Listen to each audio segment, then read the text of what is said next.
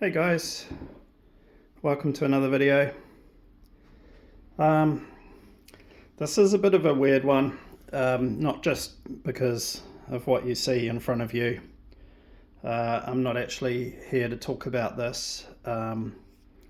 It's a FG Marder for anyone who's interested, and I'm just doing a bit of a very light resto on it. Mostly just cleaning it up. This is the kind of starting point, if you like. No, today, I wasn't really sure about making this video, but I figured I might as well. So yeah, it's unscripted as always. Some of my thoughts are a bit all over the place at the moment, but I'm like 48 years old, so I've been through this sort of thing many times, not in the RC world, but mostly in previous car scenes and so on. And so I've learnt some lessons over that time, and I just started seeing some people sort of going down the same road and not necessarily making the same mistakes, but falling into the trap of jumping on a bandwagon when you don't have the full facts.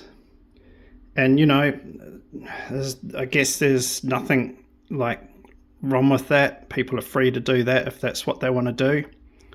I just don't think it makes you look very good as a person.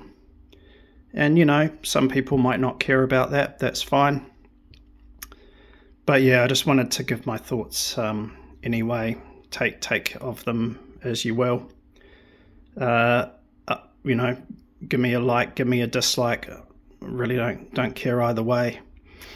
But what I wanted to talk about was Rochester RC, as you probably tell by the subject line. It's not even the right word, is it? The topic, the title of the video, that's what I'm trying to say. So yeah, my connection with Rochester RC, I don't have a connection. So I've been to the shop 2 or 3 times, I think. I haven't bought anything on those visits. One time I went down there just to give my car a bit of a run and to grab some Tamiya paint, but they didn't have any black or white, so I left empty-handed. And I think, full disclosure, I think my wife may have brought my birthday present Clodbuster last year or year before. I think she may have brought it online from Rochester RC. So yeah, that is. Oh, and one of the times I went there with my wife, we sat down, we had a coffee and a muffin, right? So I mean, that is literally the extent of my involvement with Rochester RC. I mean, if I had any sort of relationship with them, you probably would have seen or heard about it on my channel. But there is none. So I just wanted to get that out of the way. I don't know the guy that owns it. I don't know any of the staff there. I've, had just the only conversation I've ever had with them is ordering, food and a drink. I haven't even talked to them about RC. So there you go. Let's just get that out of the way, because in sort of asking some questions, I was accused of, knowing the boss. And Sidcup's not far from Rochester, apparently. Well, it is, but besides the point, what the F does that have to do with anything? The guy that... I don't really want to get into that. But anyhow, let's talk about Rochester RC. So, firstly, yeah, I've been there a few times. It's a lovely place. It's one of the nicest RC shops I've ever been to. For those of you who don't know, it's well, I was going to say it's in Rochester, but one of the sort of giveaways when people are making comments on YouTube is quite often they'll say it's in Rochester. Well, I don't think it is. I think it's in Chatham, which is kind of neighbouring Rochester, but anyhow, it's probably a bit of a side issue. So yeah, I've been down there. It's a lovely spot in Chatham near Rochester Airport. It's just a very small airport. The shop looks like it was recently redone. It's, quite nice inside, very modern, very light, very airy. Heaps of room to negotiate around the shelves and displays and so on. Every time I've been there, it's been really busy, really good vibe. People just chatting, people having coffees. Time we went there, we sat outside, sort of on the edge of the airport at a picnic table in the sun. Really nice. So I'm really, really sad that it's closed down for that aspect, because they really did break the mold, I feel, as far as what you typically expect for a hobby shop. So yeah, very sad that it's closing. Well, sorry, that it has closed. So yeah, as soon as it closed, they released a statement that was shared by some YouTubers on their Facebook and that. And I don't have Facebook, so I didn't even know that it had closed. And we went to the Chatham Docks a couple of weeks back, just my wife and I, for a wander around. And we almost called in there on the way back, but I'm between jobs, so I was like, no, I'm not going in there and tempting myself to, spend money. But if we had gone there, it would have been a bit of a shock, because, it obviously wouldn't be open. So yeah, a bit late finding out about this, but that's what happens when, these days, if it's not communicated on social media, how are you supposed to know? So yeah, anyway, closed. The website no longer works. They're still listed on Companies House, or whatever you call it, as a business. I believe the chap that ran it has other businesses too. But yes, my first sort of being made aware of it was on YouTube, and there's been a couple of prominent videos from YouTubers talking about it. And yeah, I guess the thing I wanted to say was that no one has the full facts at this point in time. But yet everyone seems to be throwing it all out there as if they do know what's going on. So what do I mean by that? Well, one of the common lines is that they expanded too quickly, or they didn't have enough markup, they didn't charge enough for kits. Yeah, just a whole lot of unsubstantiated claims that no one who's making those claims actually can say with any certainty, because they don't have any insight to the financials of the business. So that's an instant red flag in my experience, when people just start throwing out things like that, what they have no idea of. So yeah, so that's one thing. The other thing is that YouTubers love drama. The more drama, the more clicks, the more comments, and some of these YouTubers themselves have admitted on past videos that they like to stir up drama, for lack of a better word. Like, they've got form for it. They know that they like to do it. And, anything that is, I don't want to say anything a YouTuber does, but you've got to remember that these channels are driven by clicks, and that basically, it's their their livelihood. I mean, it's how they make a living. Oops, sorry. So they're going to say, and act in a way that's going to be beneficial to them making a living. So they're not going to say, hey guys, this business closed down.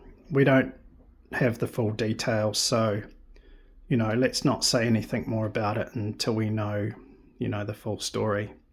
No, they're going to want to encourage people to take a stab at the reasons or take a stab at what happened. Last thing they want is people just sort of sitting stum and waiting for some actual information to come out. Because that doesn't keep the clicks going and doesn't keep the views going. So and the other thing I heard is that this guy owns multiple businesses. Someone, and I don't know if this is true, someone said he owns a cafe as well. But obviously the focus has been on RC, and I kind of thought, well, we don't even know that the cafe business didn't go broke and that forced the closure of the RC business. Like, we just don't even know that. Like, no one's even considered that. Everyone's just gone straight to, they tried to grow too fast and they deserve to fail, which is pretty ridiculous when you think about it, because it didn't have to happen that way. There could have been any unforeseen circumstance. Like maybe, I don't know, maybe the guy was renovating his house and the builders did a runner. I'm not saying it happened. I'm not saying anything of the sort, but it's just like, why jump the gun and make assumptions without having the full information?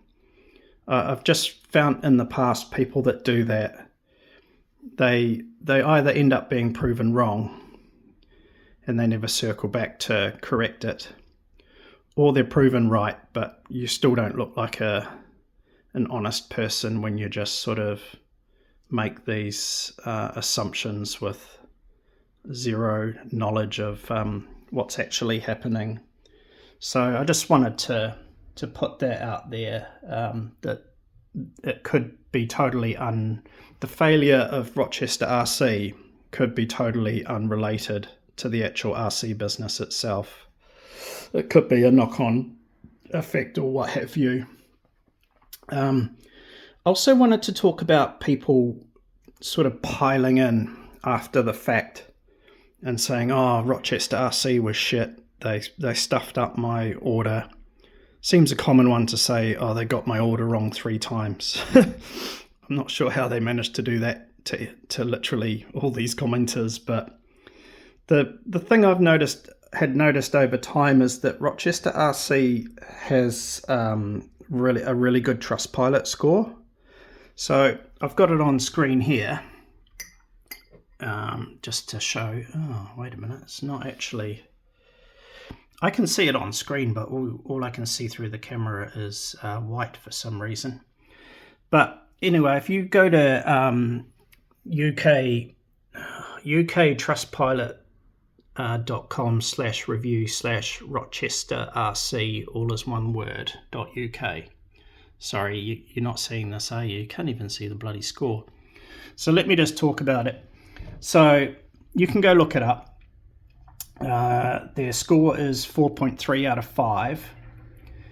They had 100% 5 stars until the last 3 reviews, which are all dated the 20th of February.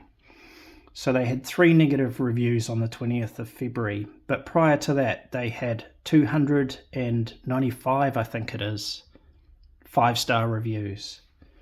So it's pretty fair to say, up until the point that they went under and people started, not getting their orders, they had a really good rating. So one thing that puzzles me is how so many people are saying that they were shit when the general consensus is, that they were pretty good.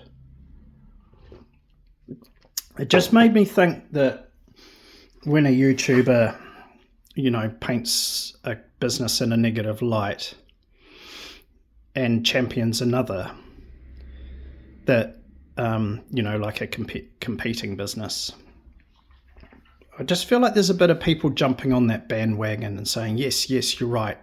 Business X is amazing. Business Y is shit. And that's why they've gone under. It doesn't seem based on facts to me. It seems to be more emotion and, I don't want to say sucking up to the YouTuber, but it's kind of how it comes across. It's just violent agreement.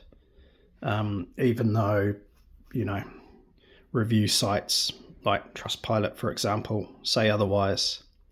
And to be honest, before they went under, I'd never heard anything bad about Rochester RC. In fact, all I had heard was positive reviews and people speaking highly of them and the great work they've been doing for the RC scene, opening the shop, starting up the track, never heard a bad word. So that to me was quite interesting, which kind of brings me to, people, by the sounds of it, people have lost or potentially lost money. And that happens when companies go under. And I'm hoping that those people will get their money back. And, it really sucks. I've been scammed myself. Not saying this is a scam, but I've been scammed, so I know what it's like to lose money. I've purchased things before and, they were never going to show up in hindsight. So, it really sucks to lose money. I'm totally gunning for those people to get their money back. But I've heard some quite odd things. I've heard people say, they've done a credit card chargeback and Rochester RC has been trying not to refund the money. Now, I've done credit card chargebacks before and it's an opaque process. You have no idea what the retailer is saying to the bank. You are not included in that process or that any conversation at all. So it's a bit of an odd thing to say. I don't know where that information's come from. I think if anything, it's probably an automated process where the bank sets the chargeback in place once they've established the situation. The company probably has time to dispute it, but in my experience, those chargebacks are pretty much a given. Once the bank decides, yes, you've been ripped off, we're going to reverse that money. It almost happens straight away. So as an example, we got ripped off by a builder to the tune of about 5k. We had actually paid like 2k up front, so we were only 2k out of pocket. But once we had talked to the bank and they understood the situation and agreed that we'd done all we could to recover the money, we had that money back the same day. So I'm not too sure. I don't buy that, to be honest. I really don't. The other thing to bear in mind is when companies go under, there's a process. So you kind of have to consider that too, that they probably, when a company goes under, pretty much everything gets frozen at that point in time, and a liquidator or some such, person will be brought in to assess the financial situation and determine who gets paid out first, and and it's all sort of prioritized and what have you. So I know it sucks. It really sucks for anyone that's missing money, but you kind of sometimes need to let that process take its course, because they're gonna freeze the assets until they can work out who's owed the most money and that sort of thing. So yeah, that's another thing that's going to happen. So yeah, it's not good. I'm not saying it's good, but it could go some way to explaining delays and people getting their money back, because there's a whole bunch of admin that has to be completed. So yeah, I don't know. I just wanted to put some stuff out there. It always sucks when a business goes under. It sucks even more when people are out of pocket. But I don't think filling that void with rumours and guesses and in some cases misinformation is really the way forward. I think if you know nothing about the actual situation, don't say anything, because you're not helping. You're not making yourself look good by just making things up to fill a void. Just sit back and let things take their course. And if there's any actual information that comes out, then I'm sure we'll hear it. But yeah, just wanted to give my take on it because it's a little bit different to what I've seen out there. I mean, personally, I feel like I'm a bit less emotional about it. Some of the responses or posts I've seen on social media have been very emotionally charged and not really based on fact. Not saying I'm, like a freaking analytical genius, but just in my life experience, having been in these situations before, I just, I don't think it's advantageous for anyone just to jump in and put in your 2 cents when you have zero actual insight on what's going on. So yeah, I don't know how this video is going to go down. Probably going to get some hate from those that are all emotional about it, but yeah, that's my 2 cents from Sikup RC. Have a great rest of your week, everyone. If anyone out there is job hunting like me, good luck, because you're going to need it. The job market is not flash, but yeah, fingers crossed for something, so I can get back on and do some RC. So yeah, take care everyone, and catch you on the next one. Cheers.